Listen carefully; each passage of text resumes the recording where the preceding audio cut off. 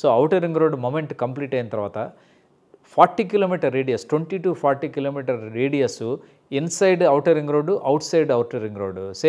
Inside outer ring road అన్నప్పుడు మీకు all the way up to Paritala, then Ibrahimpatnam వరకు వెళ్ళిపోద్ది. You talk about outside the outer ring road అంటే all the way up to Jaggayyapeta. So ఈ corridor మొత్తం 20 to 40 kilometers both side of the ring road మొత్తం development start అయిపోతుంది.